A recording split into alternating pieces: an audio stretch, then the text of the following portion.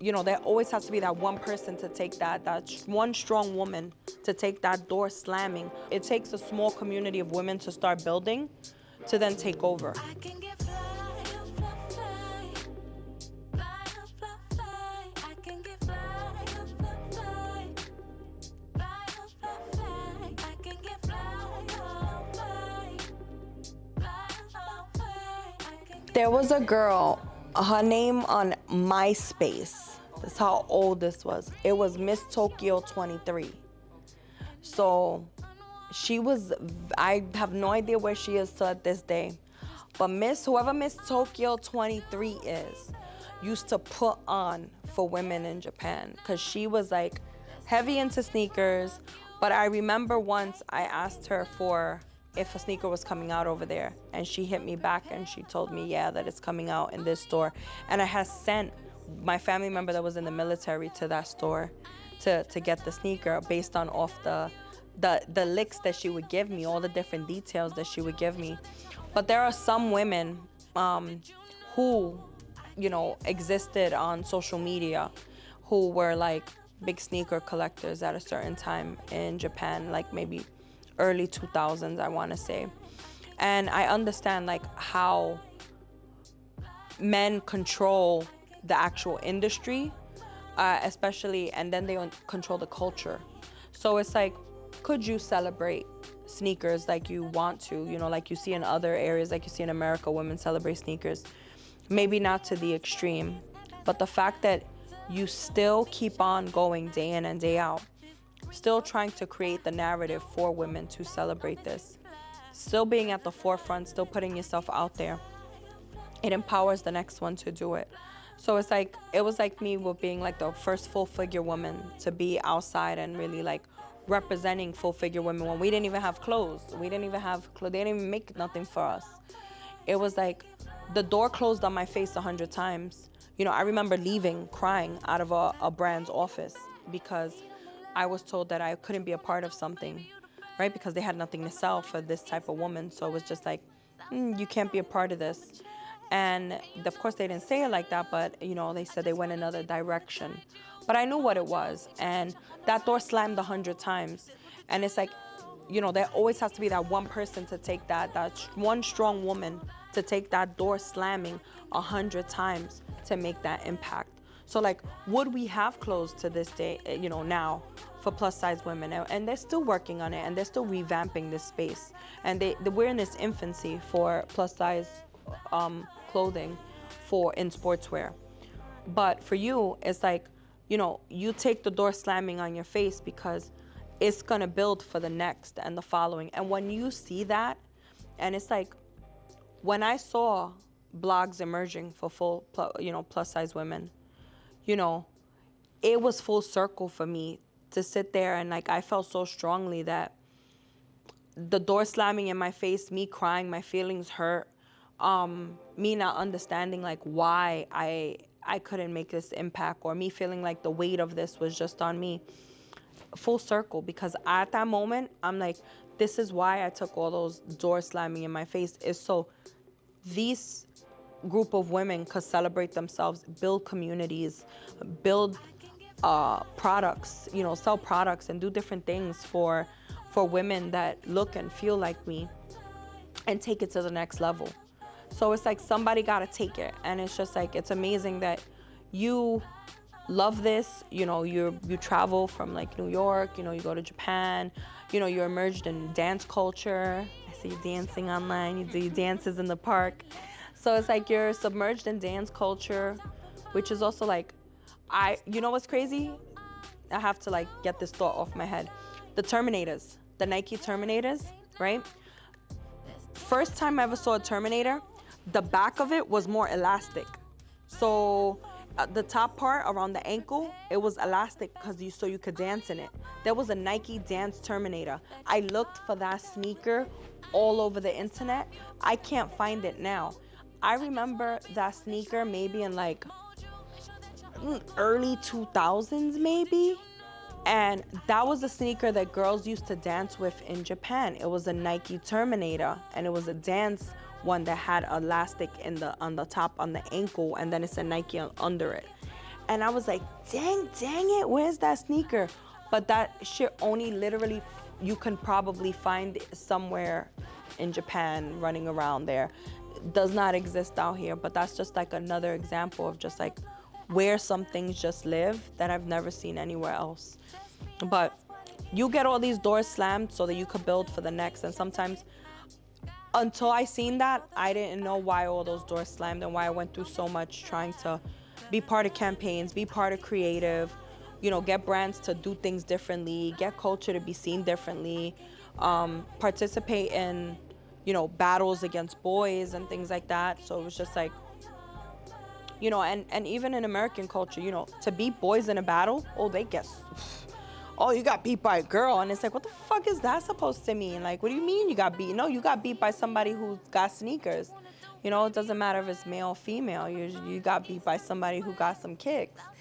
So sensitive. So it gets a little sensitive like that. But it really is important to just like keep going no matter how hard it is, because that next door that opens for somebody else, that next girl that's inspired to do something else, you know, that's all it takes. It takes a small community of women to start building to then take over. And it's like, you know, women should know that, you know, sneakers is just the art of comfort. It's the art of being comfortable. It's a style. It's a style of expression. And there's no need to give it a gender. I don't think there's no need to just say, hey, this is for boys. Why? We play sport. You know, we play sports. We want to be comfortable too. So I think that the narrative around it, like, you have to be under a certain age. You can't be like over 40 wearing sneakers. You're not sexy if you're not in shoes. Like, all those narratives, that's like old stuff, and it's stuff that like we can continue to work and change, but it's gonna take like to keep on having sisterhood.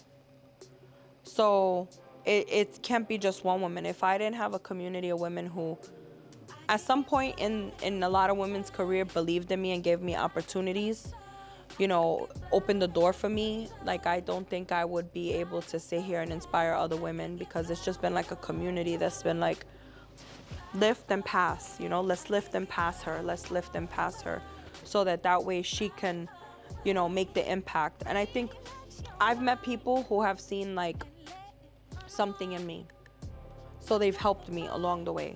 Like, yo, let me throw her this opportunity, let me do this, let me put her name here, let me say her name in this room.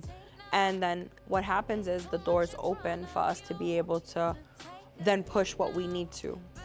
And I think for any kind of woman that works in a male-dominated space, it's important to stay on the goal and stay on exactly what needs to get done, and just keep pushing forward. And other women will come and lift up in between. And I think, I know how hard it is for you to do what you do. And I can't imagine, like, for me, there was a male who did not want me to take up space on a platform.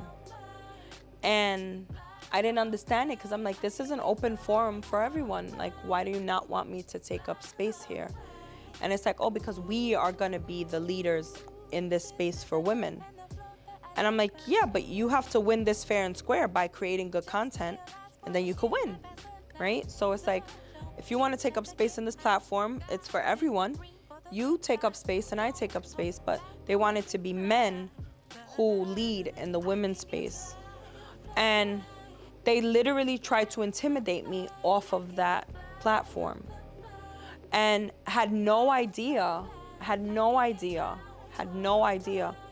that I come with a community of women that will support the things that I do, because I've been in this for so long. And these are organic relationships. They're not like business relationships or I paid relationships. These are real relationships of real people. Hey, what you doing? So it's still, you know, it still is mind-boggling how men think that they can bully, you know, women into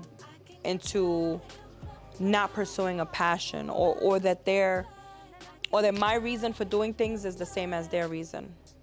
So if my reason is not the same as yours, then you don't know what drives me. So how you know how to bully me, and how do you know I'm gonna back down from that? I think like, and if this story sounds like it's 100 years old, this is not. This is very recent. So it's like, for men to think that they could still push women around in this space in recent times, you're bugging. So I made a point to then, I wasn't going to use that platform actually. So it's like, I wasn't going to create anything on that platform. I legit was just going to enjoy it with others like I was doing, and just keep going and just have fun. So I decided to be intentional now. Now you want to see what I'm going to do on this platform? Let's fucking go. So then I created on that platform, and I activated for Inner Souls and with my partner, and we made something amazing on the platform, and we had thousands and thousands of listeners and thousands of people who engaged. And it was like, when I do something and it's intentional, you're gonna know and you're gonna see it, because I come with a lot of support.